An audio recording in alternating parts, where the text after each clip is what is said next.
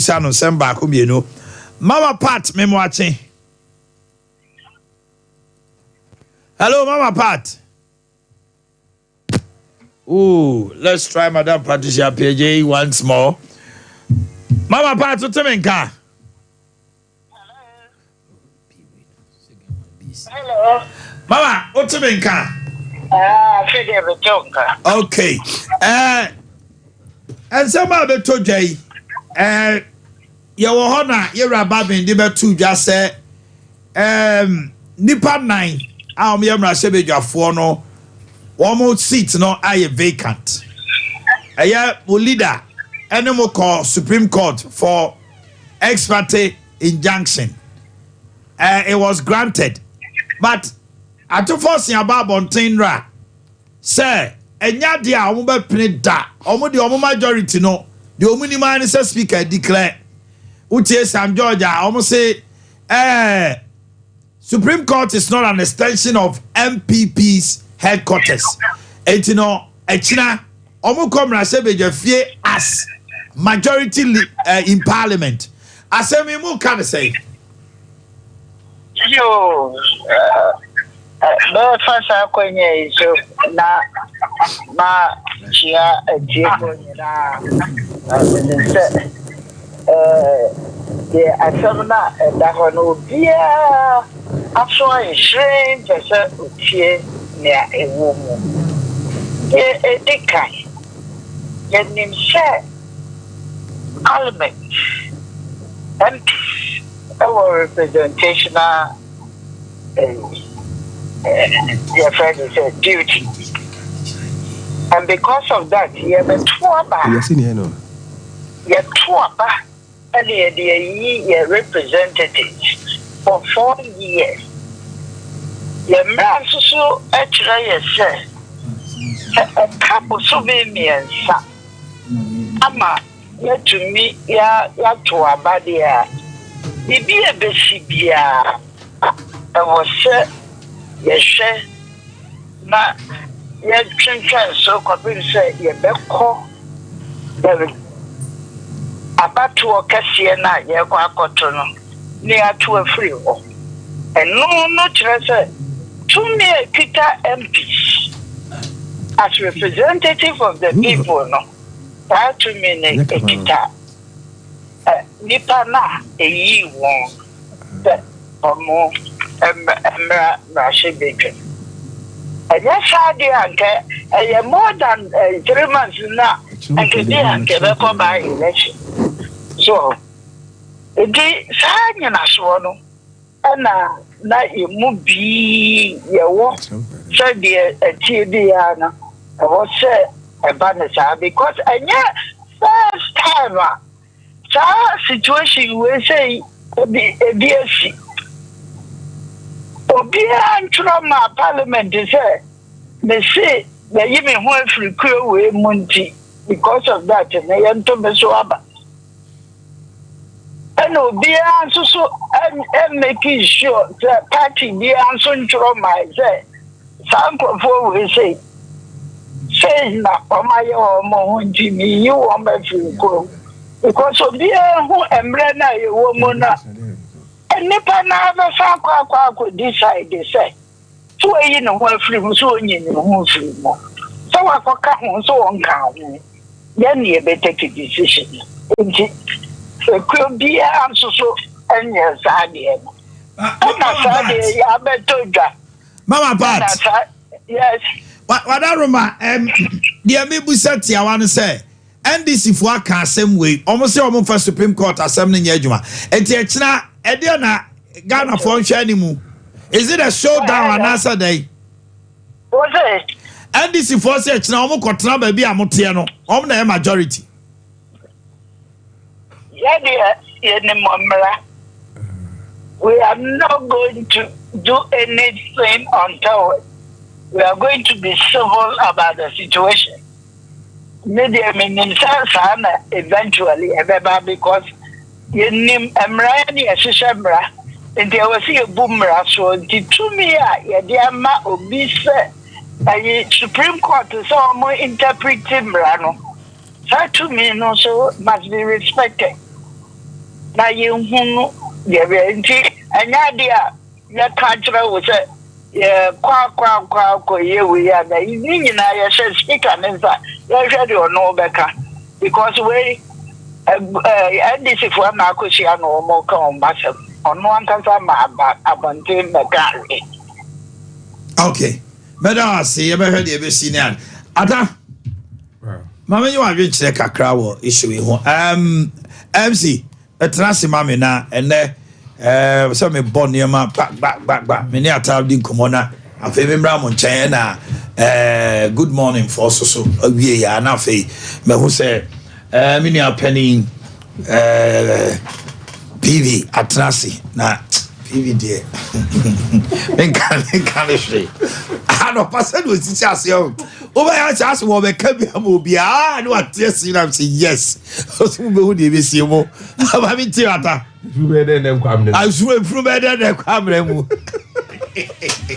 the long arm of politics and as see ayi hu in parliament no and ma obi enka sembi obabi e mane en katawani ana infrawani what is playing before politics. Simplicity. Politics. NDC. Any minority leader, former minority leader, how I do so. And sana original tamale not the same way at Tujan. No man. No nimpifi say 3 months to elections, into by election, based on our laws. And then so we are there. Ebema NDC, political capital, going into the elections. They may be to me send this a majority. Oh, on Meka 11 taxes be brebe. I don't know say what is the end game? Yes, shall say. Yeah, I didn't say be. So the new minority. Omanhene Yaw president anye intino ene intino anye. It takes them to the people no matter catching the power from say look. The majority ka krama hu ni I didn't say be. Union MPP 4 na mbo amayanye. On the other side, a more 24-hour economy, and into a sefata, so more 24-hour majority. Into over the weekend, you saw the politics playing 24-hour majority. 24-hour majority. Into the area, near air politics. We shall see no be a Canada na Supreme Court Tentemara Sia. I cry in him second her amount time to Friday. We are for it in Chemu be mine. Your tear couldn't be seminar. The Supreme Court actually did not err in any of their actions. Bah said Nanka lawyer from Pennyphobia, any constitutional law expert said GD say expert there. Nkayema Quine now the legal representation for Saturday morning. Omungo dina ono mundi asem and that's the only point I united to say a lot could have been done in that regard. Nimum ni AC ni hihu ni ehwe minority leader say majority leader say nyoma ohun say honorable Afenyo Makin any central for area else our press conference na politics. You're going to turn of attacking joy news. Politics. Politics. The source of your information is always the lifeblood of the job. Mijinaho, yash, speaker ruling until the mehunu and America. Na esan se enkoma honorable Afenyo Makin inti. O se debi majuma moye. Look, run through the media narrative. Right honorable Bagbin ni ruling ne baye no. Everybody referred to majority. But they needed to target somebody and then trigger that. Look at the number of times I almost said Dr. Tufos and Ekasa FRD. All of a sudden he's become an ever-present person in the media, aggressively addressing the media. We will jealously guard. Absolutely. Our new majority. Deputy majority leader says, "See, I Parliament now. A day now here I basi. Are we ready for a and you know sadly what she said? Almost omoji ready. Nemrano no Supreme Court na man interpretation Supreme Court akandia. Omo de Sam Rano na ekoye adwuma. Na emom bibia se speak answer. Speak and PM ka say wato Supreme Court asem na twene. Nti e kina no mbe hu say speaker so be ka say on for Supreme Court asem no nya adwuma na say pass say baby chaotic messy nyoma ekoso no say bi enye ensem fata this very parliament atre oh yes so Ghana bakosem nu omo ye ma ne bro so eslo wutu ti obi na so Carlos Ahinkra the ballot Jane no always ballot paper na ebi to a Bobby Ma from the first time we saw this in Indian parliament it is South parliament we there chaotic. It's a very chaotic parliament. And tomorrow, me, I will not be surprised if maybe Omuti see Accra na Yamo Wabetra hon. I want them to call Crabbe the more because the way sorry, I only 1 minute to know the young go into and you're Omanhene Yaw. I've been a sermon to Omun talk on next Sunday. All these years I want now EFC. EFC next time you have to be more for UFC no and producer what now what you might this age me o can boldly say oh ochna sisia enyam nwa e me betwam ka be ka say e be me ferry e be maniwu say ma we dey enyam nwa because emaburu bi so wo mu a NDC mu no there is youthful impetuousness in them. I say, Mabru Jinjan B. But I have prayer no. Both MPP and this in pass and throw for more parliamentary. Camera no. Nipa first person I made the better no so. Ashaiman MP no. Mishano. Action bear no bear ochina because he's always been at the forefront. Sam George called Norton or say China Tuesday. I luta continua to December elections. Shall see Tuesday. I luta continua to him. To win elections. For the elections. Or see, Anto John Mama is sworn in and elected on 17th December. From Tuesday, see? And you know, they have made their intentions clear such now. Absolutely. They are going to sit at the majority. Absolutely. Ute Ayisua. And James said, the Obebi Sa Parliament, you know, Clark now, Baba be dome no. Ama no. NDC for some middle of 4:30. Now I have people for go 2. So even swearing in no. Where is he? We ban them, we buy no cotton. We've seen this all over in this very parliament. But to some extent it's also embarrassing. No, if China Supreme Court rule a granting of that ex parte no, if it is thrown into the bin, it is such a precedent and you're so dangerous say any speaker who sits at Babin's seat after 2020, if he happens to be an MPP person, any ruling that he makes Seko Supreme Court because then a precedent. But me busawi 2012 so be kaya tell you no lower menya Krobo went independent 4 months to elections. I don't know so it's a precedent because Doja then did not sack him. Is it because nobody from the NPP being in the minority did not raise an objection to it in Tra? Because it did not come to the plenary, you know, because Tenyana went to elections, lost all right, but Osebo the term till 6 December, but or declared intention and actually went for elections. Couldn't that also be a precedent for Babin? That's the reason why you are the best in this game. Ubronibi Bisa said, what was at stake then? NDC could have forced Tenya because they had a majority. Yes. Same with the Siama.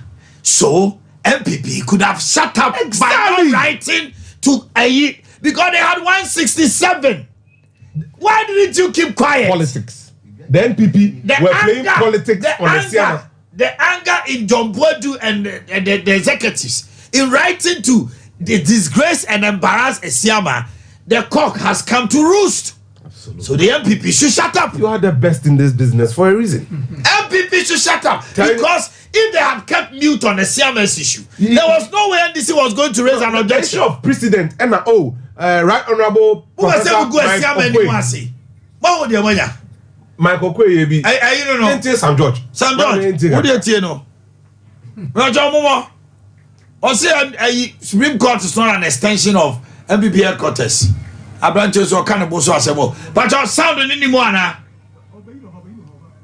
Oh my goodness. So no, look, like I always say to you, look, Tenya NDC stakes, no, it doesn't affect them. Yes. Amakwesiama, out of sheer political capital. You bet Amakwesiama saying a party so. And you see, say it didn't come on the for sure to say the MP is an agent of the constituency through the party. Take this recording to the Chief Justice that I said I am now the Vice Chairman of the Select Committee on Communication because I am part of the majority.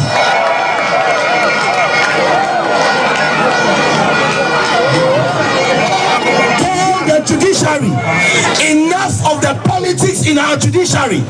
The Supreme Court is a judicial wing, not an extension of the NPP headquarters.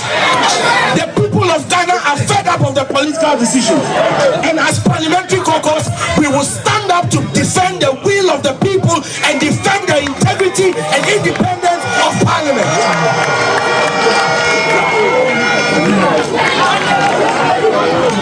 But this defense is not going to only end on Tuesday. It starts from Tuesday. Now you realize, Boama just drew our attention to Ofori Krebu. Yes. That was Kufuor's time because they had a majority. The same with Shaba and Koko. He went independent. He won. Yes. But he served his term. Or 7 But because at that time, not in the absence or otherwise will not affect their majority, they kept mute. You see, Babin Kasembi on the day you make a statement that if you sow evil, you will reap. NPP for now Tiase. Or catch almost said the Omode Siamano. Now Michael Kwe also aired. At that time, yes, they did not take Michael Kwe to court because party, it was emotions at stake. Embarrassing Siama, making the people and formula see him as a traitor. Now come out to a Tiano. And now Tiama Kowini, Afemu Hiano. Now, Muko elections. Why would you even say Siama go? Obaka said Brabe China your name. Joe Wise went independent. No, was Joe Wise credit. He wasn't an oh, they're no young boy. MP. Or you're independent Vienna, or second term. Yes, second term. The party absorbed him. But they had a majority. Until that time, no. The whole issue is that if I'm calculating that Asiama could have kept mute, but they wanted to embarrass Asiama. Yes. That was simplicity. Sesia and I'm to tell moment. But maybe problems Sesia say Supreme Court also so ama something like a lacuna. As what they 10 days. So okay say I indefinite say until you hear the determination of the case. When are you going to hear it? It could be some Monday I'll meet me afraid and I chance or be diasem. But what jatum at the NDC and I don't know how Babin a declaration we and then you read that President Mahama, former President Ka said, "See, your majority." Na yenya for ballot back kran to muno. Erade the Parliament asyensa. We kredi adanse say, "Yedi kunim." Ena Supreme Court to sukota ni ya. Ba omi aso gina simpie so. Try no mo pe majority. Unto omo 24 majority no amfa. They make catch one ne and say o person win the election Konian to Obama ne be majority emfa ekwan bi so enkofa who speaker man be majority. So in the end it has become just as I said, it is about who will have a political capital in Parliament now, because there's no way omunya majority at first they say they are going to use it to cancel what E-levy betting and in the man be send a Ghana for NDC MPP for Bepene MPP for Castle Mum Prepare political is while me a castle over there one crop for grass or Mumpre. He brings a lot to the table in this discussion. And then this was our posture. Now, from the NDC's point of view, Amakwesiama determined minority or majority in the last parliament. Yes. Nemum deep down them. Omuji di say omunioma baku mienu miensa Omanhene Yaw baby miensa mebo boy and the flip parliament my NPP. NDC genuinely believe say omusheshe omunioma year they would have flipped the Techiman South seat. Yeah. They would have flipped the Takwa seat. That's right. And then the doctor. Sefi. Yeah, Sefi also. Doctor Free. Until three seats no. Omoba even swearing in now. Na esikado kura no esikado. Na issues ho. Yeah, there were issues even including Mansour Dubia. Omo fi say 5 seats do on Mansour 5 seats bi. Mansour Dubia's DC wa. Yeah. But and this is truly no. No Mujidi say especially Tamale South, Takwa and Sefi also no. Give them majority. And then no cause of more majority in parliament no. They made a mistake. They do everything. And no we are on the show mumwa enhilie. And they bow me I say almost so searching on BBR the data. Actually almost say they will have a decisive majority going to 7 December. How true that is? You only book mami wuni. Okay. Yeah. I data the obo. Mami ba branch akwa ni komomra. CID wa has so and the latest husband soon to be husband.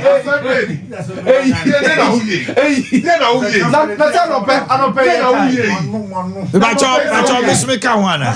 Anope ye di hun komo grada. The business. Bacho nya ready amen. Okay, I dey CID aware me jam. Wow, jeje. Over the 40 yabe.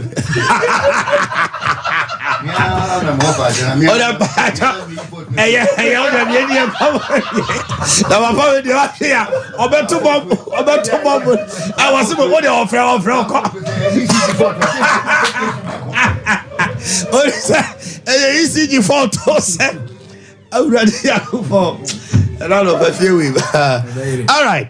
Mami tio eya binia ba yedi command of Omanyankopo insha pa modwuma pa mobo ene anopa yin so yede enchia kese ebe free Dr. Ba aso ye na yede ama yahwefo ene etiefo nyina abrani nyina se nyankopo ya adom no de dase edom ye nia de ye beka chawa ne se eye ba heba ho asem heba na ye kan eya yaresabia sabi yale bia woni pada sani mu no eno ne yehwe se wodi ba be pie Dr. Ba yen yaso ye ho na ye nya abotre enya adage de bibidro kan atworo ne kan na ya haban no e de ato nipadua na wura nipadua nim amana kopam yade bia siesie nipadua no foforo ama won so ho ato enti na anopa die hia esefata ne se ubedin kan age Dr. Ba ye number ye didi dwuma ewe aso ye wo se de be ya sabi yade bia adokro wubusuani ana wankasa wutie mi ahweme no yade bi te so adokro edu kogwom ama mu sika nyina ahia me so se fa number no na no pay me no kasai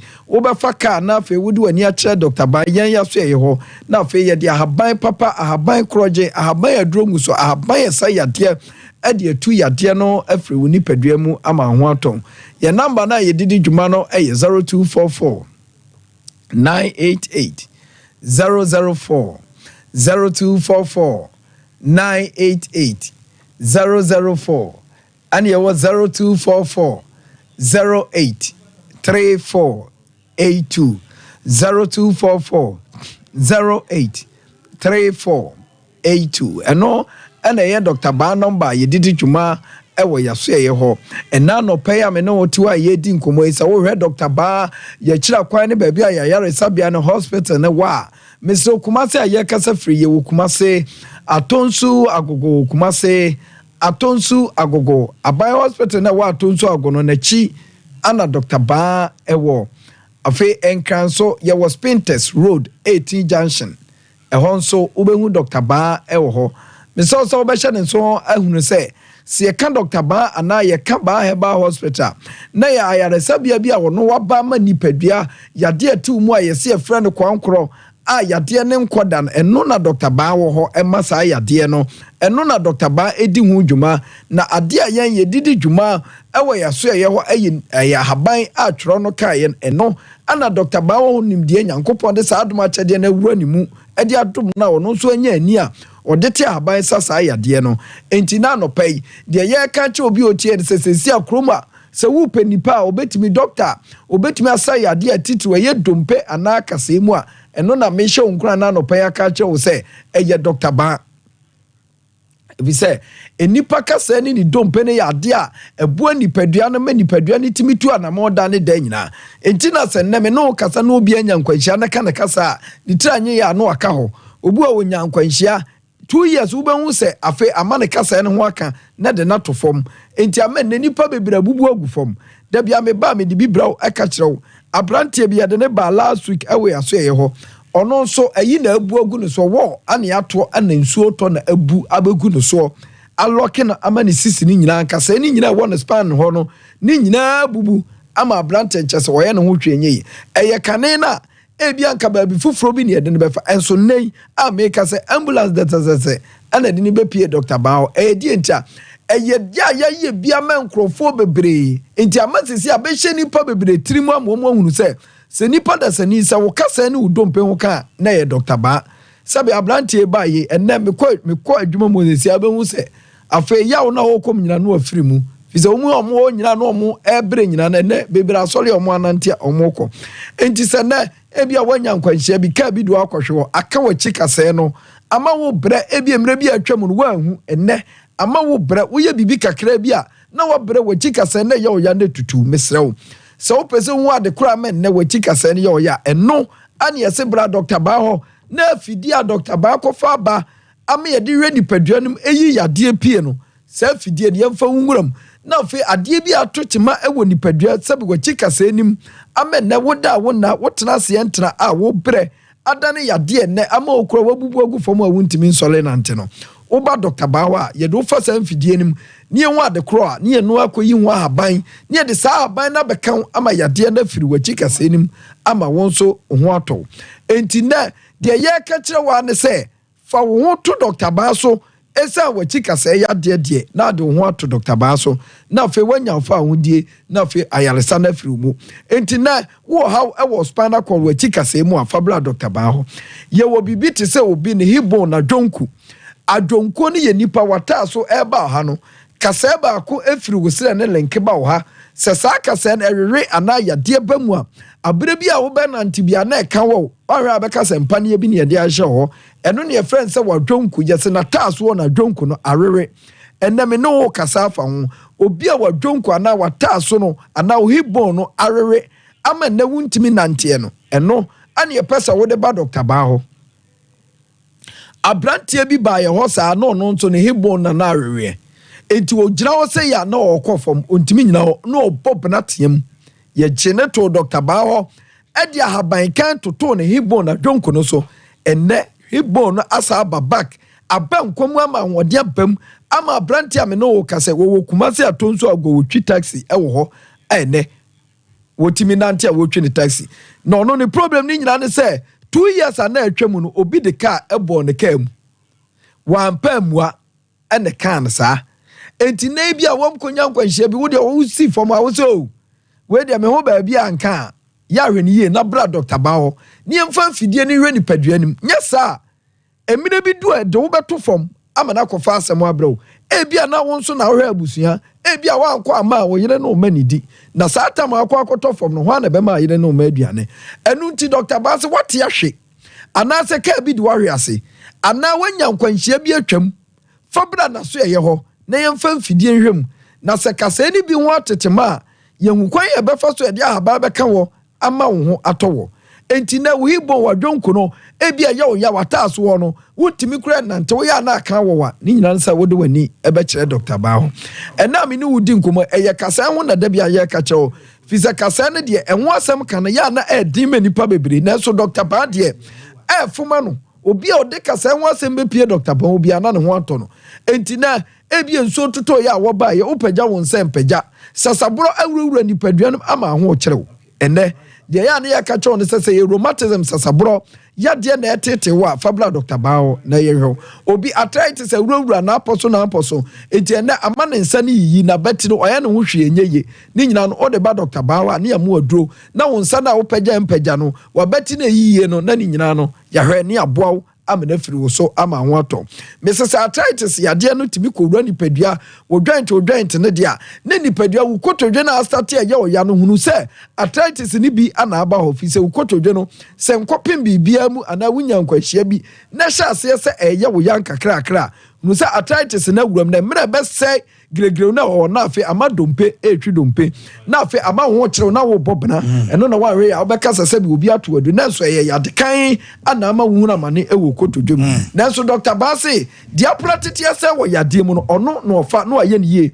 ade so ade ne ye eya haban enti na wo ma mi bi kotodwe ye ne ya ontimi nya no wo hwe a mesre wo se wo betie anopai na wo de wani a kyerɛ Dr. Basi ye wo ne ahwe na ma yade wo ne kotodwem no afiri ne so ama ne ho ato no enti anopa dia me ka chon say Dr. Batrasi wokumasi atonso ago enti say ye stroke yade ana edam ana etwere ade bi afire ne yade bi ekani padasani ho ewa abrabo mu no ne asetene mu no oba Dr. Bawa ye behwe ama na afiri wo so besra wo gi number no ne emfa kasa ni nyina mra wiye number ni hia se de be ya wo befa na wo yade eto so no ofra yenso ya kire mu ama wo so ama ho ato number no ye 0244 988 004 988 004 and ya 0244 08 34 oh my Dr. Bawo Kumase atonso ago Aba hospital nachi ana nkran so ye was Spinters 18 junction me so say ena no pay Dr. Bana Tikumasi atonso ago say ye yade nko na apese free nipa da sani mu kode a na ne ba bia wo betimi de wani a kire de ho atoso no eye ba that's right nyame enhira won so multi MC asebunka from Ba Heba na komodie ni nyina no ena no pay say de mekan no ye be do mu sukopa Elroba fee anano make allegations be no the subobi ebo a party a NDC say omunim who be na nsuo say ade I also revelations be when we get him we'll talk to him about it. At the NDC came to deny that so omuntimi omo kashira mo nkaso omuniema omutimi omuniema omo nkaso omo kashire dey ensoni ade anopai mamini good morning Heba Mr. Good morning Sompa Abrante Ade Bana good morning Unipa ho no no nananom dudo no ao and o mashada aya ya man good package said the beya no ma kanina said na yo video no sa mini achi akwa about yeah we dey now bomb to say yeah me adom o man Valenti one of play asoro nyo kase good morning dear everything say enu ana wabon hu da wura wie no nke we de be ya ni se me de no ma na beto ya na ma sorry na me ko na nso nkire mu kitwe bi be hient no na de America ni say good morning Heba mecha ye na nanom titinduro na ye de say ya ho yare wona na ye hwa de bi say eduro we na anada TV so e ne fe say they say rap no fe package no sa na obekọ drugstore pharmacy and Heba shop bia no say ya na eti ho o man eduro no general well-being a boost immune system na the attorney say yankom one e woni pedua ni mobro ni kasa immune system no eno ne ade a support ni pedua no e ma sayare bi ebe ni pedua ni ma ebe sini kwan nto man obati so bi baka say o makwa yare sabia sa ma no munduro sa we doctor bi baka sa bra ya so ye o yare abra obekọ akonu meduro obekọ ye be hwehwe ye be ye lab test be ye bibia ma wunduro enso still ohu ento me pa cho say ekoba ni sa o edura nimpa na ennom na embo ne nkommo ne mani nyina bra ne nensipi nensita na entumi mfa eyenkunimdie embra na po midin mu no good morning Heba Mesha ene de TV ne so no eduro no moja ene ntini mu adwuma ma me se wutimi atenie pa eduro ne ye moja ene ntinimu adwuma nkasa and because eduro ne ye moja ne ntinimu adwuma ne ntino obi wo da sori da no me ba me kan na adanse a eba ne yasam ketewa obi wo se me da sori am tesa me nsa ayam titiriti me nan ayam titiriti ade ba kwa me pe Omanhene woni program we hu se product ne enya a onje ntum na wo de abatena program so ifense program no comforti enu nti ye ono ankasa num bi hwehwe mu hu sampa eduro no eye original no ena ja yetumi di abaso nti tie ne pa sa wo da sori do hu sa wo nan ayo titiriti wonsa ayo titiriti hu dia wo yetumi di wo nan sifo ma asasa bi esifo mu so mpa chaw mesraw wan hwe ne wan pa ho eginetuo pantamwa ebekwe ko wi stroke enti anope se wutie mi apa edura ye fa ni say good morning heba mixture ene de tv ni so no pe ba ko na wo de nom na osoro enye won sanchene o man esansa eduro no eye moja ni ntini mu adwuma ni nti obi o wa na asma wo kan say ende me da sorry a me honam ase ya bomi say obi da sori na sa ne honam ase abo na che say ne honam ya ne ya na ontumi su kra nsori na wakọ adwuma ekoba ne sa wo adwuma no so say ya ne ese kwa ne ekofom wa wote ho kra te say na wo soma ma obi akọ enti say wo da sori na wote say wa poso ya wo ya nipadua na ekura me ne umienu no bia nkasa ne nkasa ehie bia no abra ne abra bia wote pain obrodi si pain wote yaw pa e wo ha mesrew ma edura fa ne say good morning heba mesha ina de tv no so no migusu a meke so betuma fra no ma ye de so no na doctors ni wedi nkomo e boro meka sa ye so enti se wutie mi na obi o wa oda sore o ma say manisu bremi ase manisu bremi edan etwa ne ho ankasa me pa cho eni die ni ahombrasiem sa wo de so ne te se woni su bru a de koro pe e bia obetwa bahwina na onipa bi men a obeso nsa ama wa sore in the view of that and I say sansa no the American say no edura e friend say good morning heba mixture and the TV no so no good morning heba mixture and na say wo kokoda sore anopa na wodum ato ukọ adwuma ba oba de bia ukunu wo ye adwane si wa complaints ontumi didi de bia ntokwa won ne ko ne se wakọ abonten ukudidi abonten de bi se enkom won na wo nipadua ni mu no eye week a yarea kasia ba akopa a eto ede manyen eye enumuto enti se wonumuto na wontumi didi a mepa chontentem na ma edura ye fa ne se good morning heba mission bi emel o ma meka ni se obi beka jam sa media ya wokin na me ni bi onemum me chinka sene ne me haw me desoro na pa me chinka sene tutumi me hudi amenya me ho mesrew se wo chinka se tutu anansa woti ye wo nkoto dwemu obi se misisi me koto sori a age se be 3 to 5 minutes ansa na metumi 9 me pacho enkrofo edi adanse ye ma me merewofo no enkokrofo ene mbesiriwofo ni edi adanse ye wo good morning heba me chawo pa sisie no wo ye driver ni wo tena se che na se usifom na usisi ye wo ya me pacho wokura de ebebo opa fi say ukuta ka enti feduro ni bigu ka ni mu anopa ontumi anu bi ofia ukotena ka ni ma udidi kakra na wanum bi ewia unye adwane dia na wanum bi eyimra na wapon na wobekọ fie nso no na wapa bibi kakra di na wanum bi eno ano no sisi ye de ene no woni ne be muntem bewa enti pe good morning heba mission bi oman obi tie mi na asma working na na se me de ne de akwaya te se de asiatic na me to ase nkese no etwe no edini tufo mu ankasa enye ni pe bia na benye sika akwaya resabia enu nti ana yate eduro no so kra na ye de aban bebi a wo bia enu nti se wo hwa mi ana wasogu mi so na wutie mi radio so a me pa chaw pe edura ye fa ni se good morning heba mission bi no se wonan ni mo twetwe wonse ni mo twetwe ne wo hu dia wo ye ho a pe good morning heba mission bi nanom o man nkofo tumi frɛ o se amoabrei da no mo betena TV sue yare ba ko bi mo anka na me se yare ban o so me kra de me koto bi na me sisi na ye me ya bet me furu so pa na me no moaduro no me furu so tia na etin so eno so mo nkanka na se bo eno de wankasa na wa dance die no enti sa won so ebi oba challenge o furu so na o pese so tia ewo na o man ye ka edura etumi eye kokko ho adwuma pa kasia ba ko a enkrofo de adanse ene mu nhira edi shira Dr. 3 days na eye good morning heba mixture ene de TV no so no enti sa wo hwe me na wani gumi so anasa wa so gumi so na wo tie mi ampa cho mo a mo tie radio ni de ebe ye din se obehu aduro ni fe so gisa wo kọ Facebook no so okay. ansana wetumi ehun said ya eduro no esi etie enti make na we oba na wo bu nsa na wo te nsebo mu ye obia na se nsebo no be 2 days 3 days me pa chaw eduro betumi aboa eye good morning heba me sha o mind down TV so ba ko me see fuma na lady bia fra me say eduro ne ma me na koto obi na ode koma ne papa no no anka sha oba na wo kasa no na obu ni nsa kan sabe ene moje bia ba su basa but onum good morning heba make sure ni bi no sa de ni na ejai into o mind say wo tie mi na wo penchire mu a ebro me de yesu a sansa ha ye fidie yesu nti no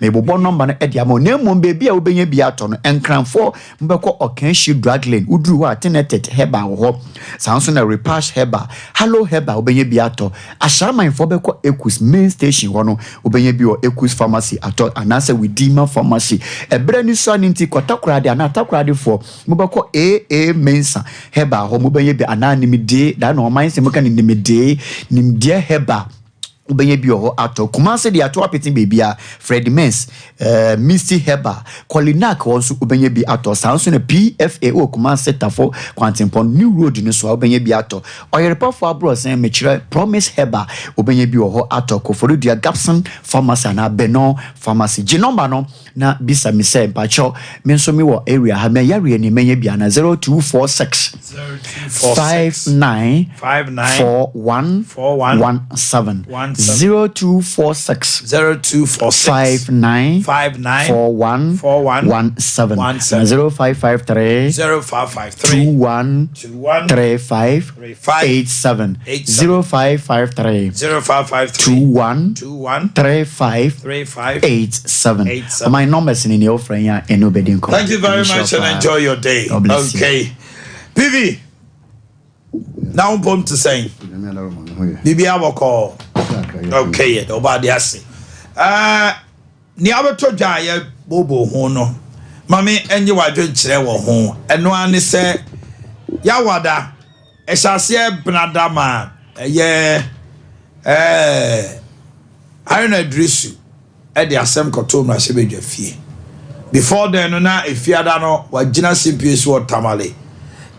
Central all launching the campaign catch o mo say nyame adoma bnada bibi be si wo Ghana hanoma e be historic and say nipa no bi akofiri party no akogina independent omo nipa ba ko na MPP for so one independent and 2 MPs intino e be sesa o de be to animu speaker jitum ka say obedwene ho no de mu aye be bre omo enche bia wa mo afa kwada nwumre no hinti say ya wada o de nanu December tuja nanu December ko wie say nipa 9 na omo ewo ho no omo ne tumi so omo gina mrahye bedwafo anamu bio edikan second deputy speaker siama o de ne ho akodon MPP dia wa forfeit the seat sanso so na City Morrison ne abranche owo suhum ne NDC ni bako 89 no free na krom yetina mrahye bedwafie se yedi asema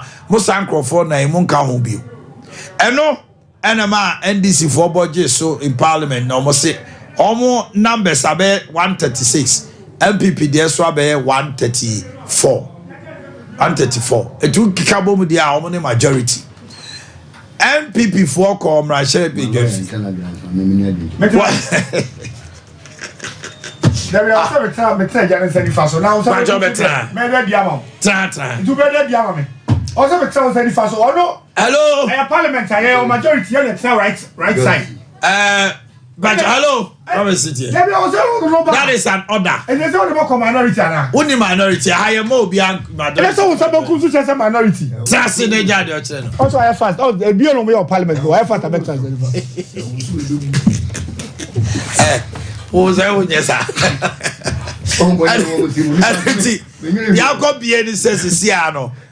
Supreme Court so the nanu December be to just say nipa 9 no they have a representation entimi mase Yoruba betimi atena ho article 55 enjoins a year high court no betimi and no crown should come with obedi akoto omanim as somebody like a complainant and untino de oye no on since the ruling no or matwam na no na minority or majority see I mean who dey bet my free obia And also I come mine. Mine for almost they will jealously protect their new majority. It's brother they are going.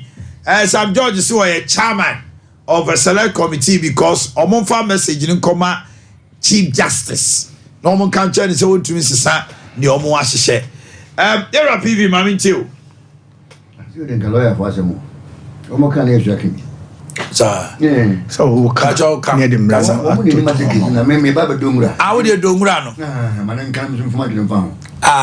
Medium, Minamity, how many you speak? I'm a son of Okasa. I don't know. That's why I get into the Baby here. But you're never me speak. I speak all my dear do watch. Is there make a comment? What did you do? The answer was everybody to be fair. Attack baby. You're right. Baby, you call him red. Omanhene. Yes, my brother. I say me, say, I send me a haggling. Who's a gun already? Your constitution, who's a lawyer from the country. Your constitution, I have template. It is a Bibia banner and Tassi anywhere. Now, say the Supreme Court. Now, Omanhene. Na eno efi ho kono eno aba be ye de be emra o hwe sa asemi esi ya enya first time asemi em say republic bia ebisi up to this fourth republic and the fourth republic we no esi bebrebe ebu esi ya anafana mu trebi shaba oforukura gu friends ba from ngbo friends tenya wonu Joe Wise. Now, me busa say Joe Wise. We are man sense from we na okọ John MPP. Sir, ofare ansa na sa parliament go dey etwam. E dey na e ka fa ho sa time no. E dey nhwe na e friends e wo ho. Dem say ade bia on say e se okọ ba bi na obi ba wu ana say obi ka apem a. Yene ka ye be me ansa na no. Ya na yenda man ya akokese. Because when we do if you are over two for ya na dia ba kono ne te chewo re ne ha enti bia sa be na entia wo mu ntino obi a mana dena ne den ankoso ene du ba bi so an say adwembone o say adien o ye be chi onyansa nso nya ba mu a wan hwe ya oman ye wade bi wan hwe na odwene mfaso be ba ma o e bra wo ye sa de no nko a woni mra ho so na de ahoma adwere wa wonsa ye party no ye usuban bi we ho a e wo se ye hweli guy e be mafia we ya mafia no ye sisi no ya yini ensem se ngwan wo kai MPA owu ye friends kumawi baswa na da o mo ko stress assembly for no in se ko ye che in na MPA we member of the assembly no se no emso na o mo ko to ba bi deny no entry na MP pa gina na push ni num na gina won nim se papa e wo se wo ko e hobio na yamranko eni me se yawo ba utie e fa ba bi so a Supreme Court so me nyini yesem na mo kwan se ade o mo ye no e wo so mo ye ko so ne lawyer fo bi di nkoma almost say so open say we still a friends execution bibia I was say bibia court bia there atena so ama judgment we should enter in a parliament so you name say almost standing orders normally there normally adman constitution is say vehicle na we we call parliament no along the line so we could do no see free mun ko dia I was say we tena be ni friends esa so jasam no I be but me nyini ye say the Supreme Court aye no e betimi overturning the friends speaker aye no because three arms of government intina yema obi aye den e di ne ho so no obi a what the way parliament o mo ne shemra ana meboa but dem learning church mu no e Supreme Court na headed that's right na assembly yem family wa o tijim che 92 ye pass the constitution be no late friends lawyer friends e bia my boss man o say baby a chere a term of a president no 92 no tag Africa adama ba me beba was the Yanko Supreme Court, and Moment Chicken Satan and Court. I wear a bedroom Debino at the assembly. Sansem a Bobak. What's the lawyer say because in Kamama, innocent go, Ujinabium. A bishop argument in itself, why by also Tim 2 times. Tobacco, yes, because a time of 6 months cannot be. No crumble and no, but a bishop say, and Chemo says, first a truncatina was samba. What was I say, ye shake 2 times no, I was at was okay. That you wait now war. That's a good. But I saw Busamia. And near my own year as a man, may we and come upon us. Because we, ye near my high nano, I say we image and you be my now, dear, almost majority, dear, causes are betting, your friend say, 11 years, sir. Oh no, I'm going to see problems I got we see. Yes, we change 11. You try 11 my account, I can't. Obian is this bar 11 year wedding, you become betting tax in a wedding. Ever call. We said a man mean we if you are, I want to hear pan. In your and I said, Tam Yake. Now, when I will fight a president, who some private members what? A bill. Ever call anyone? It is a Hamburg. Where's our bill? Your number of days? Yeah, 21 days to mature, and then you go for issues like first reading, second reading, and then you need a certain majority to change a law. You bet my yes, but Ghana need be out here being send this for intention is that you levy you become a friend betting tax no bedding you be yefio. But I did know I know and before 1.2 more 1.2 more. Maybe we are one party and shut down more. Oh, they could be a catch for doors on the Bia will be a crapping. I didn't expect some immediately. Sato to see how never. Kakabro motor. Kakab near Tripan near Betron Cia. We can see me. I'm not go fast. I'm not go far back. As I see a mampon a cree your friends oh queer old mampon Kubea Debbie Benim aye could be fair for Muba. Now come din do na ejebi will be a full man chef and coffee branch. Come din to Utuba a fumwa, no Bohemians. No dim you go a full one. No back on, would get receive on one check a few attention. To know we have DB walk on and member me by that way. And I almost will be a bunch. Also, come to me. The bunch of David Diego, my friend, bottom cramming, second cramming. Tell them what I said. Almost there be yet a quick come upon police station. Did a bit now, was I said, Muyan can have you could do man for Casey and even Daniel. Almost you found quite a few column. You could do man. It was Alisa. Nine will be able to chief, a come the demi. Sin, we finish. We do be from only one. Chamco and Fasan can be there. He said, someone was the chief, and to me, and one was us. I go, you know, who kills you when you like this. And they can't go to Canterbury. Yes, now, as I was there, where's what I don't know. And once they come to Canterbury.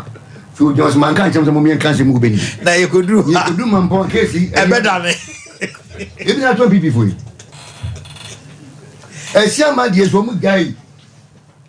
Again, and to trust someone did it. But a perfect company in pencil.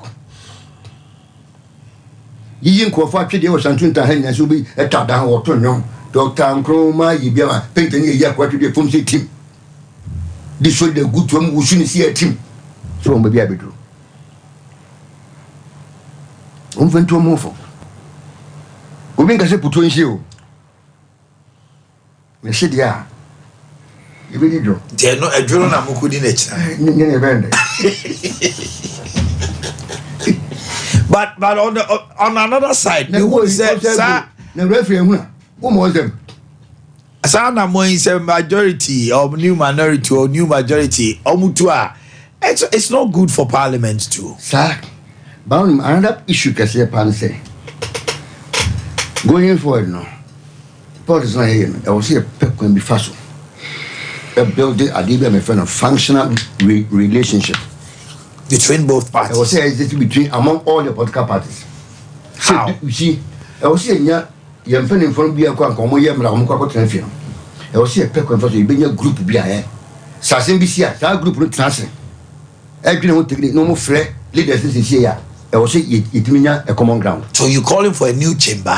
Not a new chamber, but Adibia, and no informal session. Yes, because when you come up a penny for, yes, do a Jahomo, those kind of I speak bound for monum, do a Jaho, I speak up. He smoke.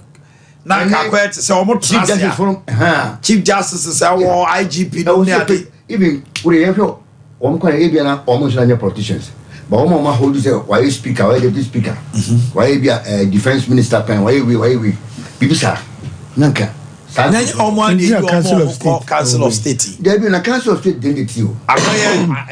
Party. But really a idea and then we have the one share army and you know and Fadi and to a train bar. Why I never didn't come up? Okay. Because yeah, call for short.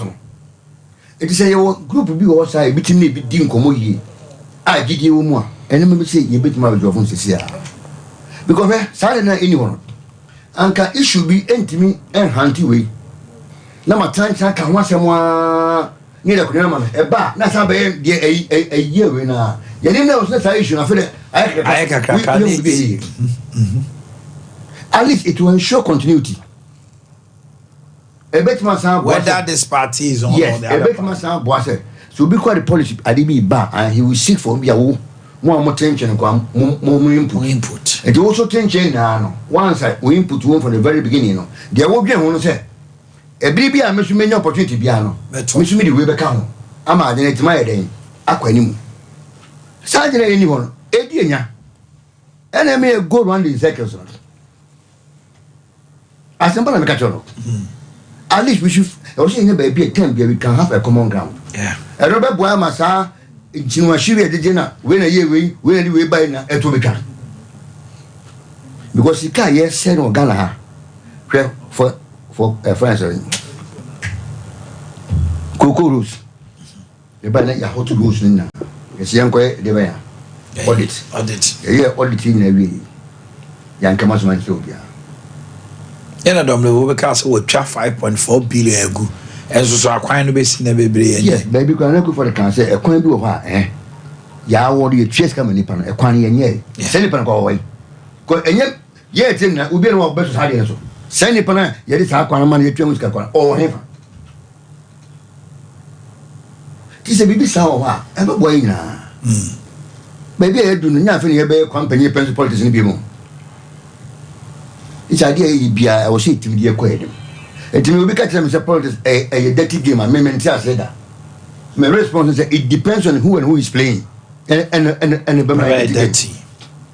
Now, democracy is a more man, Pega, American, and Yahuton. Eddie, wait it again. Okay. My CID, name point to say.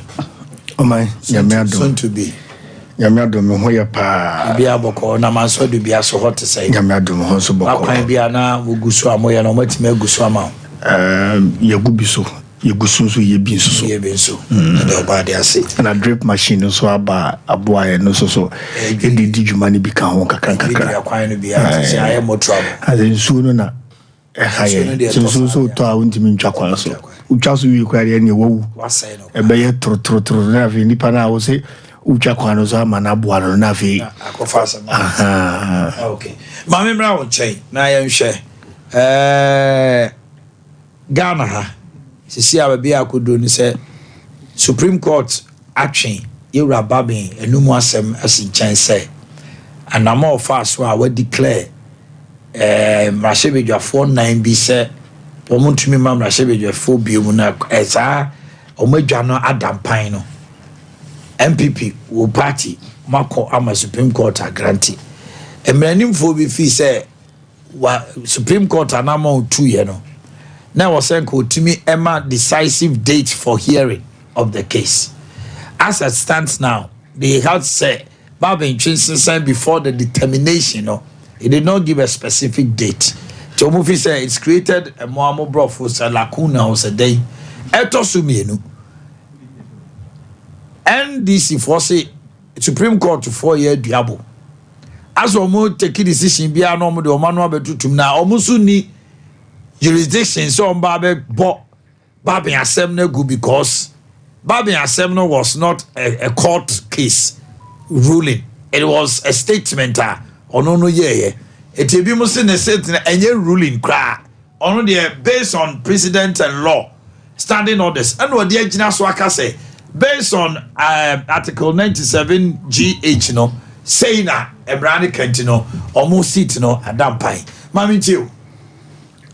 Mami Dasi, Mamenchia Mempenyu from no studio na menkase omo commentary efa Supreme Court in sem no omunya abotre the ntia make us omunya abotre ne se hemre mu no ka bibi se bibi sub judice na se me no kase the matter is properly before the court. The substance yes case, no? And he said we a mistake are cited for contempt. I'll try as much as possible not to go into the substantive matter. No, be a method or don't hook. Maybe I'll be some question when I'm coming by having my pouch or mega, most especially when I am an officer of the courts. Kwa here, Nadu Kujabia, Ntumina, Ukrado, Station War, Kumasi, a cited contempt now called Supreme Court. We used to play crowd between them. Now, I the car and I quiet, Kumasa Quay.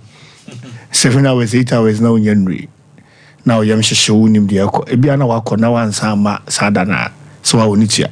Yes, let's be careful. This is just a humble advice. I'm the member. Minianum politicians name more kwa mokan whatever. With the MPP and this yasem. Some judge, I mean sometimes it should be measured. Be our free stage now crowd now.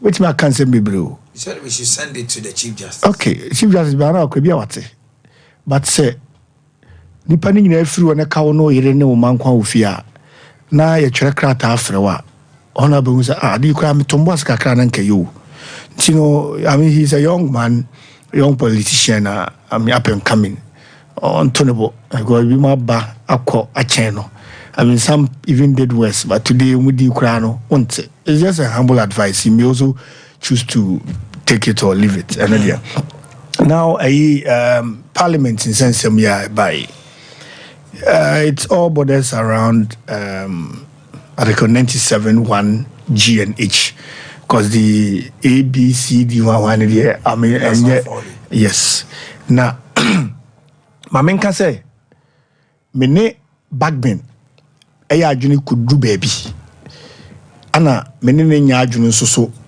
it could do baby baby I'm not ya adwene no I will admit baby I'm not nya adwene so no mama mohu okay the Jamaica say emra de emra ndina eba say judges 5 etna sem so judges ni nyina atna the same classroom teacher ni ba ko na kire o ma de the same assembly ko manim but they will all arrive at different conclusions. Okay, it shows how emra no etie because understanding differs from one mind to the other. Okay, meba swami hani me kofa kotoko na me buy because of traffic baba bedru ha obi so be fema kofa someone about you so ediaba that's right akwan na e be fa so aba no de it may be different but was saying it baba bedru ha I don't think as a judges 5 tenasem so it's majority ruling na minority ruling we all agree and accept it because we don't live in a banana republic emra and the ejuma because I make kind cases I am not all the time me focus cry on the dissenting views. You know why? Because there are no dissenting no uhim pa na with me because ono nim do one nya adwene so che na se to be che na se mu yi so what kind here a different perspective be adwene more on the issue several cases. UK no more Judge Mefen Lord Denning. Yeah, Lord Denning. The time na call for or no contemporaries at that time they didn't understand him. Because Omunina call left and call right. Or call right and call left. You know, all the times dissenting. But today authoritatively everybody calls Lord Denning. On only dissenting views no. And that's Ababayemrano. And some people are naturally gifted with Sadia. So how are who their perspective would differ. Okay. Engineers say what can be say chenchana fire juma. Seek second opinions on issues. There are instances when you are tapukunetia.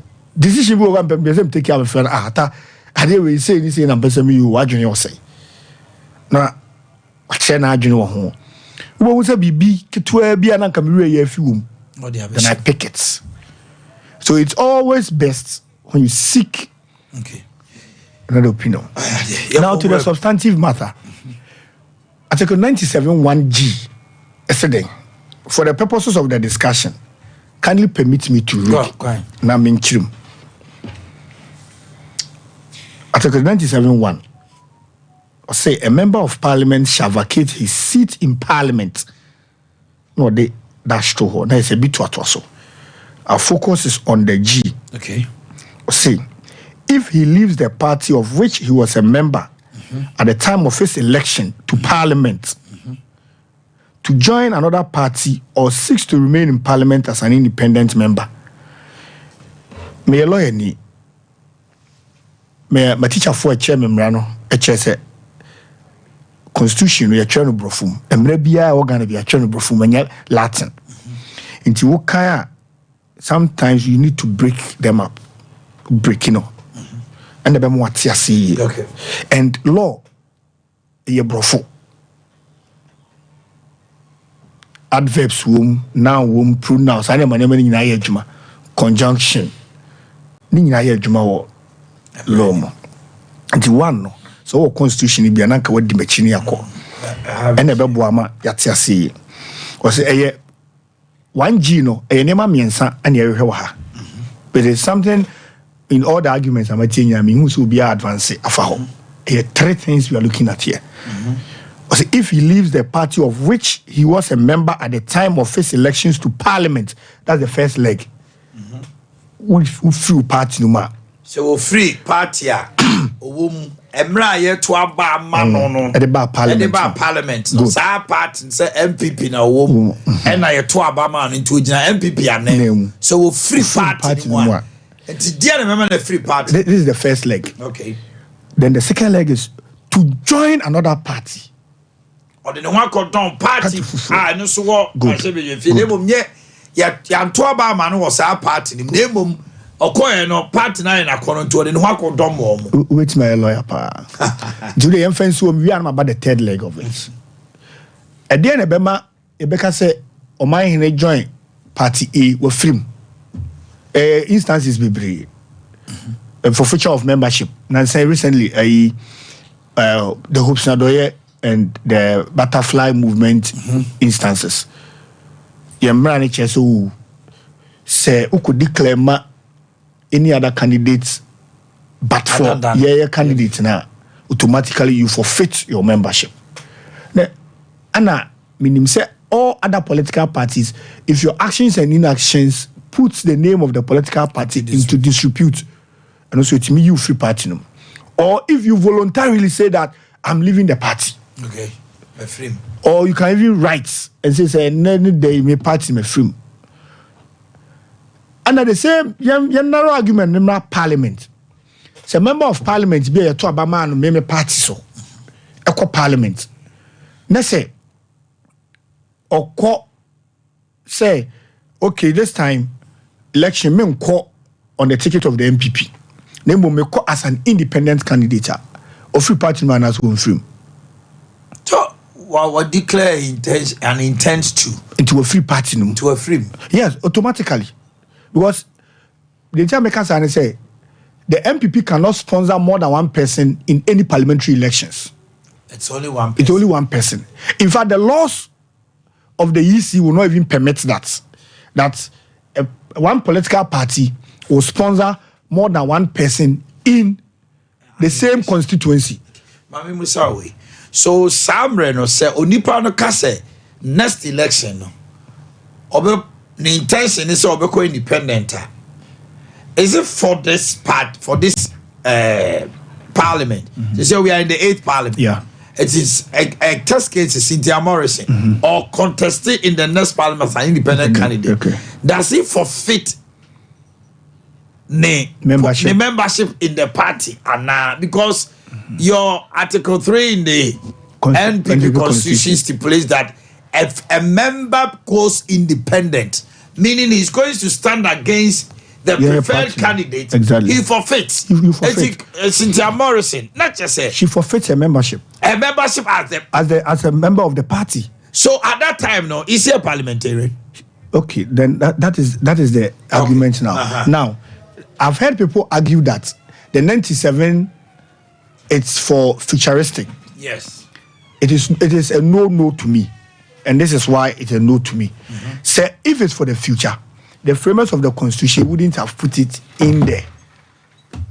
Say a future for the next parliament, then obviously there will be no cross carpeting or no, and it will just be, sorry to say, I mean, for want of a better word, useless. Okay. Sorry for using that word.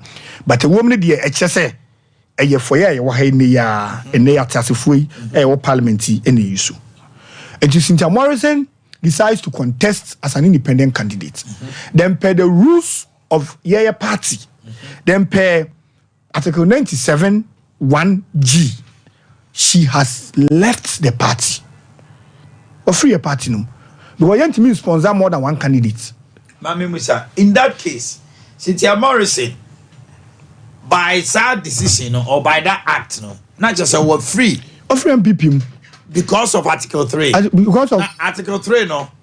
Would it happen, said the president of Esiama and NPP wrote to the speaker? I'll come there. No. The president of Esiama, no, said the NPP wrote, no. If the framers of the law had wanted to say, the party should write, come back to the say, and come back to the so then, if so happens, the party upon which he or she came should write. Therefore, write to the speaker. Meaning, so what I say, when there are no rival meanings to any phrase or statement in the constitution, you don't argue about. Yes. Okay. You stick to the facts. Okay.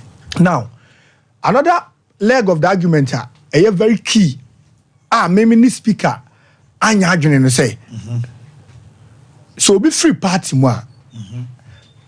Has the person joined another political party? No. Thank you. But the Mrano so can say and joins another party. Or seeks to remain in parliament. Breaking it down.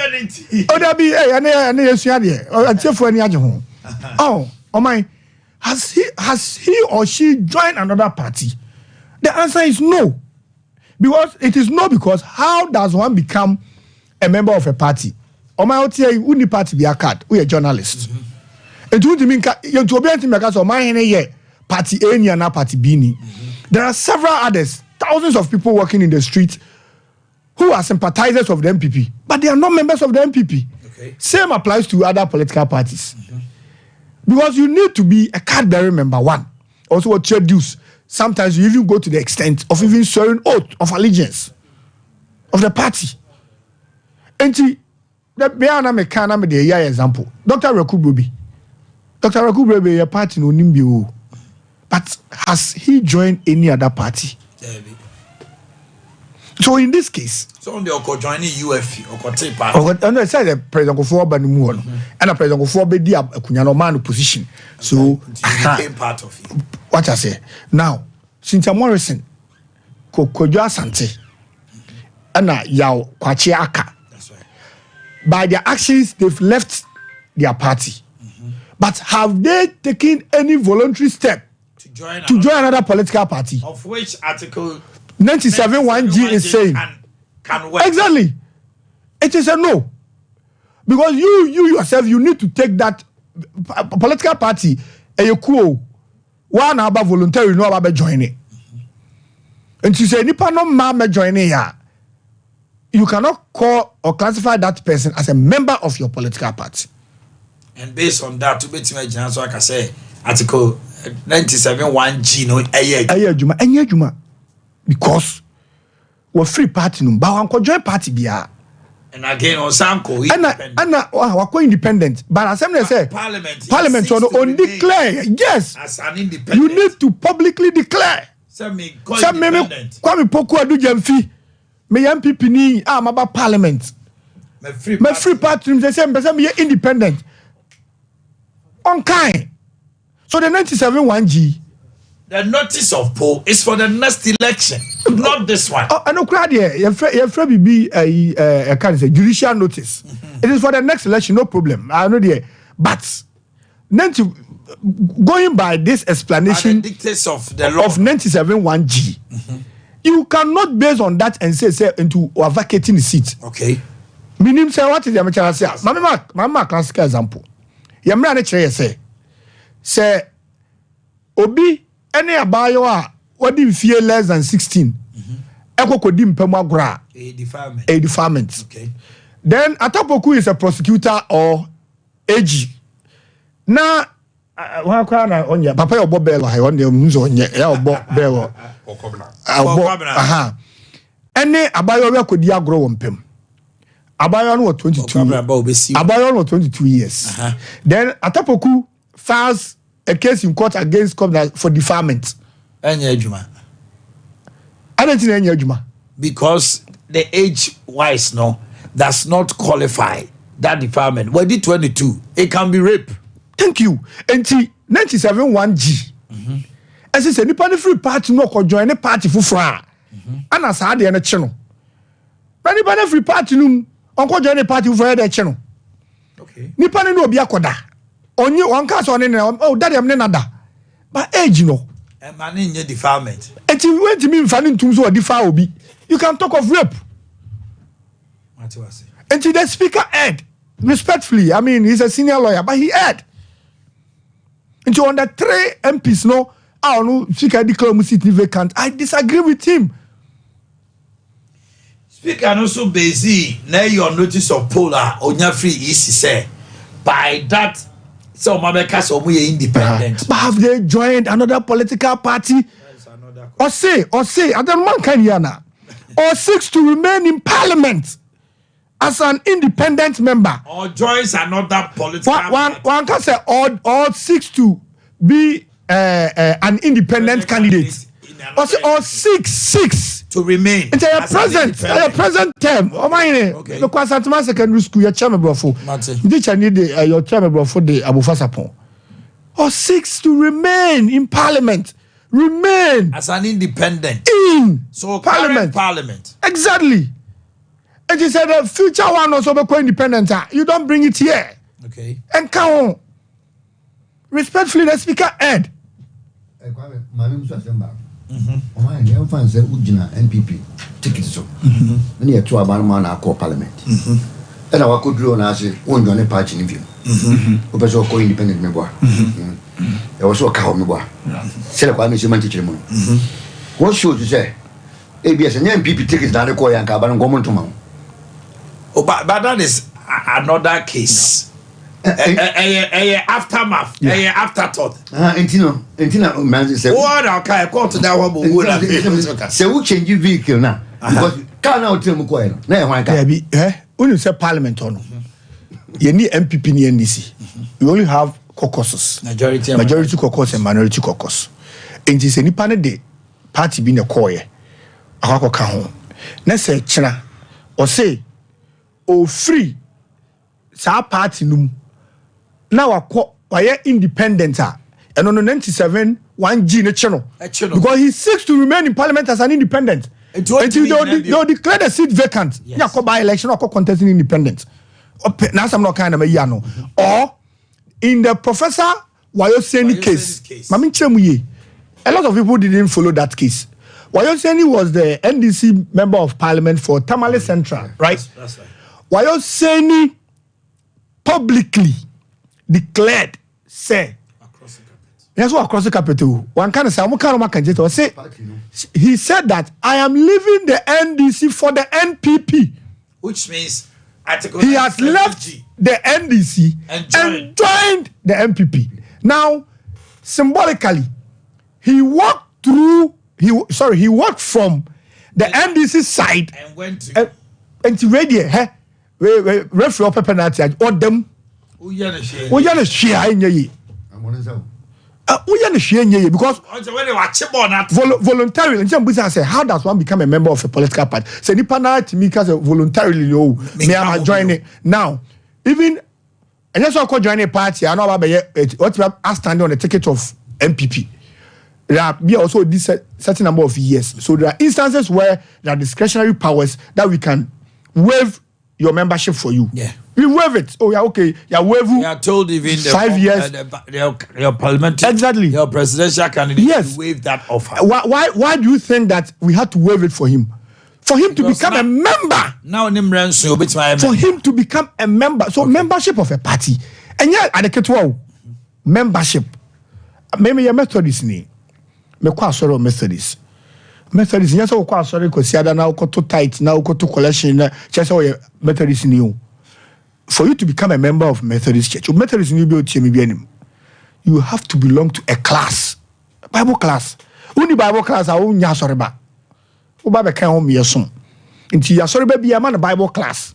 Because your Bible class determines your membership. Okay. And she said, oh, so obi nipa na free ni party num, which is true. No problem, no qualms whatsoever about that. But has he joined? But has he or she joined another political party? And has he seek to be an independent? Has he seek to remain in parliament as an independent? No. So these three MPs, I mean, respectfully, I mean, okay. So the let's speaker go to a Siama. Now it's almost at what time? 9:40. Oh, we There be that same when you man for did I cast any yana de mama who about 2 minutes become now on the Siama's case. A Siama de them. A Siama de them because a Siama of parliament as an independent member. Now kind H now saying if he was elected as a member of parliament as an independent candidate and joins a political party, which a Siama has done because and then now the parliamentary candidate for Formula. And why has he joined the party? What makes you think he's joined the party? Because the party has waived this thing now. A man independent fantastic. It is a Siama a MPP. It is a Siama free. Fantastic. The MPP for so almost seeking for the two no to remain. Next Siama free. A Siama so free ma. Abe 137. So. Now there's no majority. I'm running a car home. Also, I said, we are not for yes. Because now, a Siama per his actions, was one independent member of parliament view. Because they say, no, I join a political party because, say, unya MPP niya, yama unko jina mayen. Very good. Means what I say? Unya MPP niya. Enti, in the Siama case, your prime minister baby, a Siama honey and toy. Yes. Because so on me. No, I'm from your son, a member of parliament. No, protect but the independent candidates. Only them. Me as a lawyer or them. I mean, because but you see, a Siama political party, but won't join a political party. And in parliament. This current parliament. No, but this current parliament, if it means that they are going for by-elections. No, but because I'm not saying 3 months election, by-election. But I get it, and you know, 6 months, 6 months, 6 months. Yes. It is a new opportunity to go for by-election. No, but me, if he declares, he so declares. So we're quite independent. And you better declare the seat vacant. Vacant, but I go for by-election. Opportunity no. Go by-election. No, the opportunity is not there. But if he so declare, you better the seat vacant. Say opportunity you want to declare. No, he doesn't need the opportunity to declare.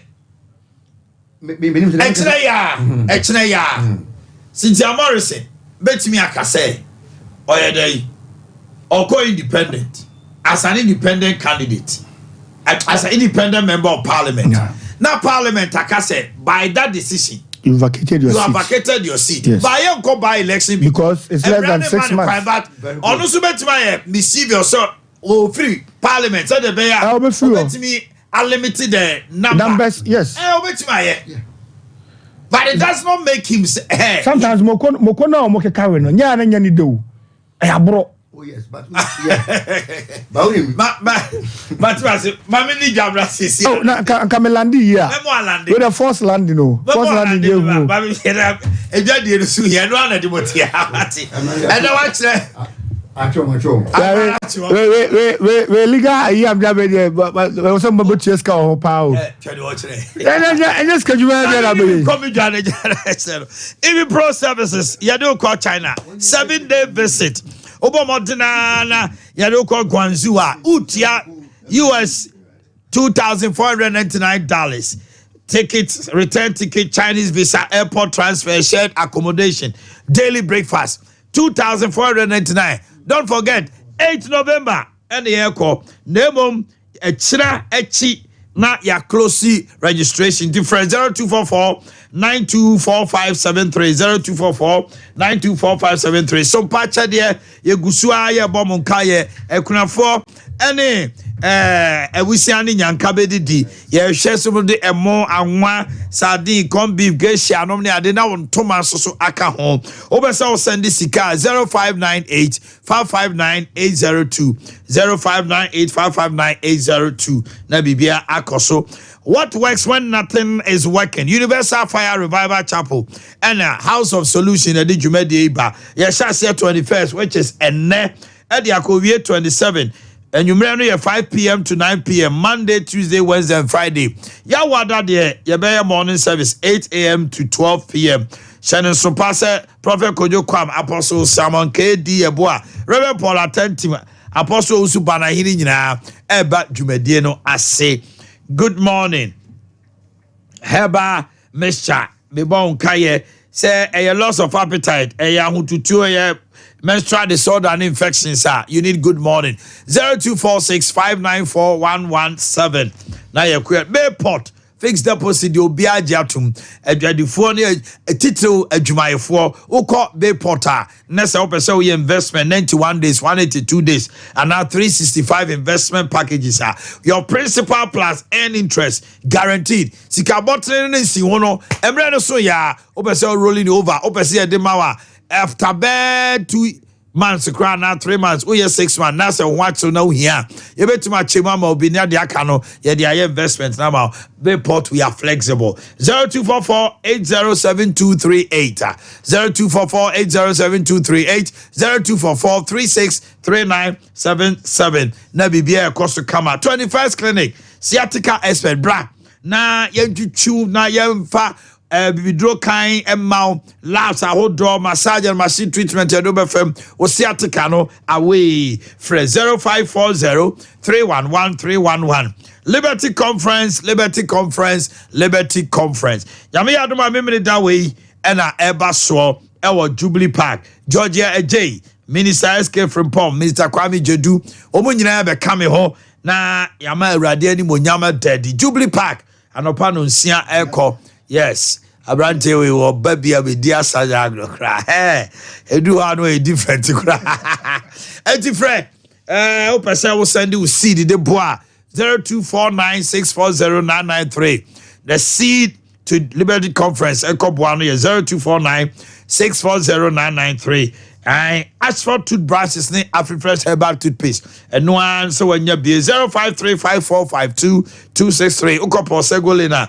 Daoud 360 capsules ointment. Woody Chuche now nom. I want to cure rheumatism. Any waist pains, neck pains. No nada ebe free or. Fred 0244-886437. And just so crapa. Yo, so we are sending you so be here. Kanjin and magic drinking water. Num super. Make camphor mountains say calcium, magnesium, potassium, ashemuma. This is the time for you to be taking Kanjin and Najak drinking water.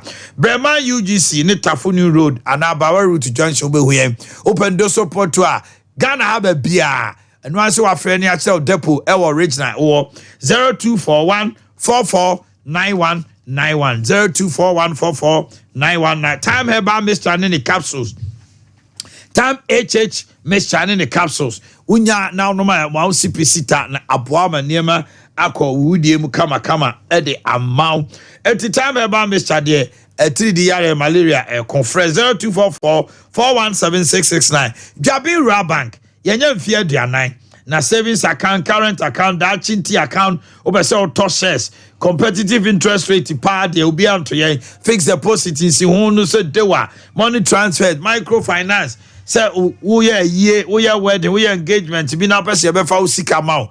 VIP collection services no free for 0271 409 340 0271 409 340. Now you're queer ni so piling and stomach guard syrup. Piling set capsules in ointment. Masa chronic recurrent piles. Koko no baneko ebesia sia maukra. Stomach guard so be pamo osa ni bi bia ni pediem amo ade wo ho. Meslewa hyperacidity, heartburns, GERD, flatulence obi oyim from apano obomode enya stomach guard ebebo 100% natural antacid. Enti koko dro papa de piling for 0597 216 047 0597 216 407. Ata mami too. Now we are at this level. To a point where we don't have to admit, sir, that honorable tag, each and every member of parliament, so no, it's at stake tomorrow. It's at stake. Say Bonnie and Fata. In the name of members your party, of parliament, in the course of this 4 years, they can undo a lot of that damage tomorrow. And behave decently. Exactly. Future politicians, future legislators, and all that, they should end that honorable tag. It's very important. PV politics now it's left with decency. It's left with decency. Now the leadership of the two sides should look back to what Osei Chairman Sabonso has done over the last 6-7 years. Haruna Idrisu. Whoever at force and also speaker not on. And the choir not also engage people from the other side in his days as majority leader from 2009 to 2016. A lot is at stake for our democracy tomorrow. Me atamiti me ojide ma papa say sa politics the aboirema and the tension abano to the point say Chief Justice say no nyaya nka no eka so me preach you sorry no kra no enka wanko preach just after this decision came out because when say they am for be sense we have to be decent at force and you don't need to look any further tomorrow than the speaker sitting there whether you like it or not. He's one of the best when it comes to getting people from the other side to Georgia. Waye ni Juma, Edi Juma son. Obia. Luckily for NPP, Osei Chairman Sabonso is still there. Inti leadership now omo hono, omo tenasia, omo hwe omochi. No mun so obi to he exudes grace and decency. Yes, Repi. And I wonder if Chairman will be there because tomorrow we are hosting him here. I agree. But then the reality is that we are betting the flight. Until your best. You see, Parliament need the baby na you who na ye kasa. It's about join. It's about join. It's about leadership, taking responsibility, which is becoming. If I may interject you are at liberty to. You see. Me say me twa again say she enye obia na wo se deliberation nsa. Enye obia. Yeah. Hwe ntina aban adwuma pi ayenwona wo. Atapi. Won. I blaster obi captain blaster no bi ni ball no bopa captain blaster captain ye. Bi e ball ba bi e kodu e kwa ye ntimi anko. Obi so ba be captain ya magic one bi anka se si ana ya kwa group ba bi ya ye. So it boils down to leadership. Yes, everything is leadership. Now we party mu as long as you intimate differentiate the ultimate culture boy kese de ne ogina car so tiatem de ne owura fiem ko twetwe nkofo ye den e ba rally eye ni ye fan so o munyina aye adwuma ntino e wo se de obi a den e kotena ba bia ne ene ma si aha ene be hu ene ma si ya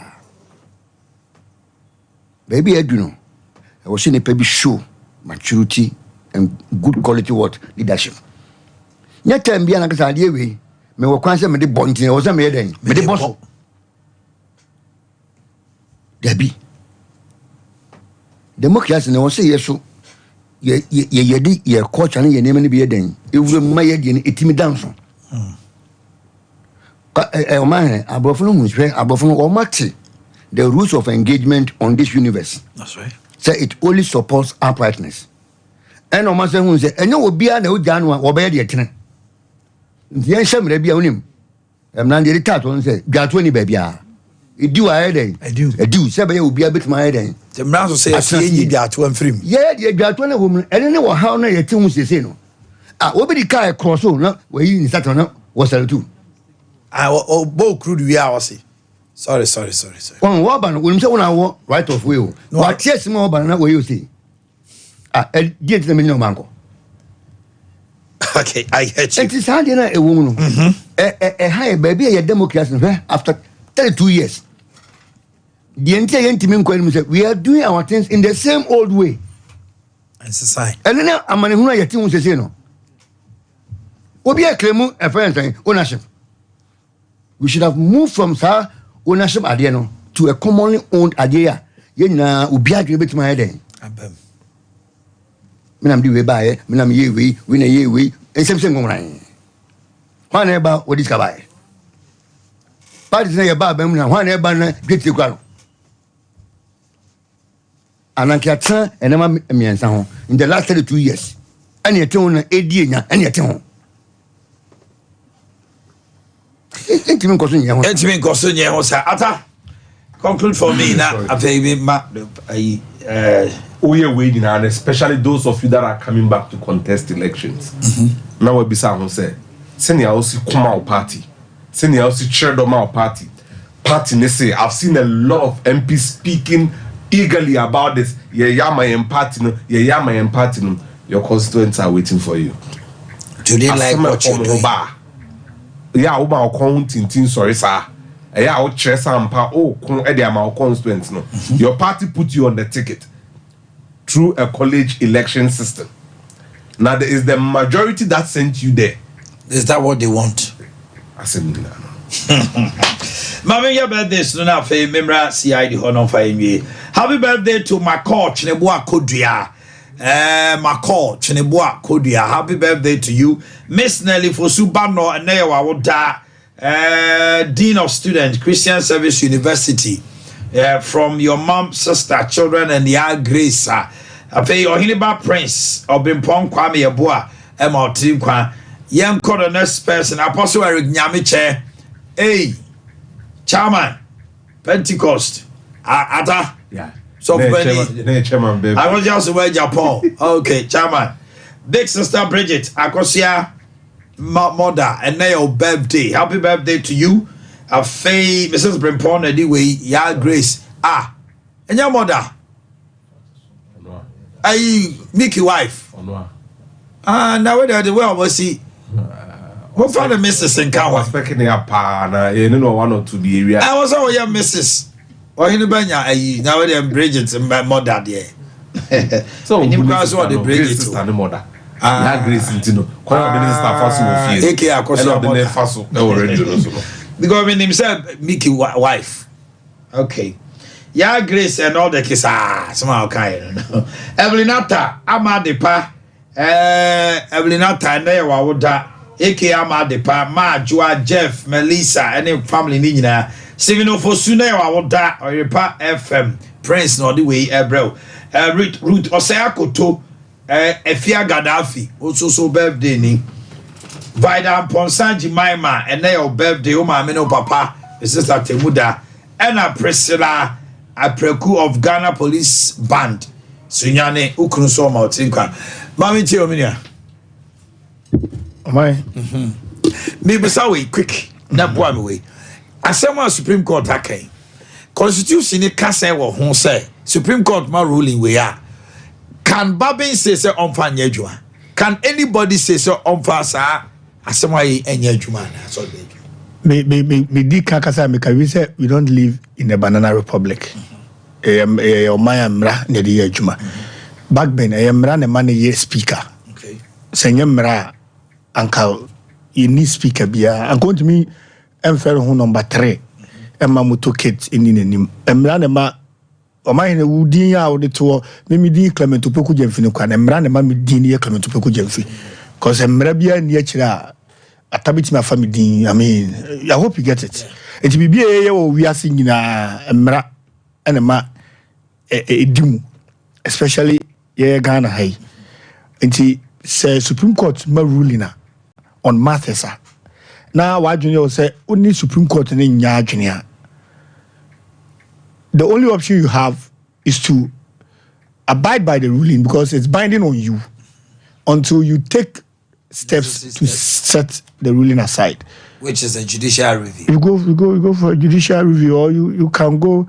Also, bet me a call say, oh, the ex party no mobile, and you are not notified. So the ex party will stay, and then also lawyers bet me a call acquire argument on the substantive matter. And if you disagree, you don't fight. The majority call normal kase. Babe na akantino omo de ye adwuma na just almost what a Supreme Court mra no so ana. Oh yes, so Supreme Court ama orders. Supreme Court nyamra o orders. Supreme Court say Supreme Court can say ma ontufu Supreme Court ye ntufu wo ho. Almost court ye show ye ma orders. Say remember as a senior lawyer. He knows more than I do. I know they mean to me I can't speak for him. But you doubt to say be say Supreme Court has said no fanya. I'll be surprised. I don't doubt, but I'll be surprised. If I say I doubt and I say I'm still speaking for him, but I'll be surprised. Say as a lawyer of so many years standing now, and never be why your court and never be why in I entice you. Bet my court to down what Bubai did there, but assembly dahonano untumi and muso. There's some court to be her. Me na me handle case no. Asema ye good case I say in him say we there. Ya koya ma me judge no say that. Because Attorney General cry ni ye asema kwa one file defense. It by operation of law and principle no. So far as one file defense just say wa admit it. Na ma me no so kwa was it that. Was it that? Ujina hona ubuofu bato bua. Enti ubato nza hona. You both know where about Toza. You're not trained to do that. It's media say we now both fully panel castle now, so no 1 minute. Oh, are you for a more sister stations you back home program bina my clients back home some Bermuna say or much say I don't some baby and I mean my name is seen and handle case no. The court and Mobi Guhona the whole no tutu hey. Na sasa mina yen pa bonini na obia ye bonina e defend no koso ba koso mi wa nunu ana na ya to back court no say man have me cite him for contempt or draw judge and attention to it if you go go for ni si court obi o because don't know me na hu because we ya ko ka bukra na as a depend do achi I mean those things I don't really say also ye wajuma. I mean that is what happens. So you because there are a lot of lawyers within NDC, parliamentarians. After forcing when you're a lawyer, but or they are lawyer for no. Also a lawyer for 24. They are going to jealously protect their new majority. Supreme Court. Yeah, na matters are contentious no more than. Or interpreting me yeah. I'm the guilty. No? Yes. When there are rival meanings under the subject matter, was here. So one determine the actual case. Almost aside the ruling. And no seems to say Supreme Court are my right. Don't even go there. Immediately, many of my a provision in the constitution. That means we've all put rival meanings onto it. It was a Supreme Court per Article 2:1 are closed. Nipa half cry. Sebi nipa half room cry. Nipa half cry. Yes, Babi Ejina Swaye no. And a woman tiase. Tebi omone Babi bi enu nyina abin ko bekro. And another free advice. Yemko Article 108 of the 1992 Constitution. Quick one. Or say, Parliament shall not, unless the bill is introduced or the motion is introduced by or on behalf of the president. It is our monse keka and you see the majority. It is say unless the bill is introduced. But it's a private member bill now. Private member. Do you know how many days it takes for a private member bill to go through? Yeah, the private member bill is our. But almost some can a private member bill as no more.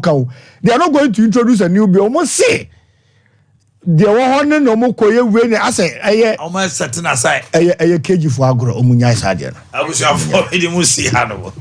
Yakramo.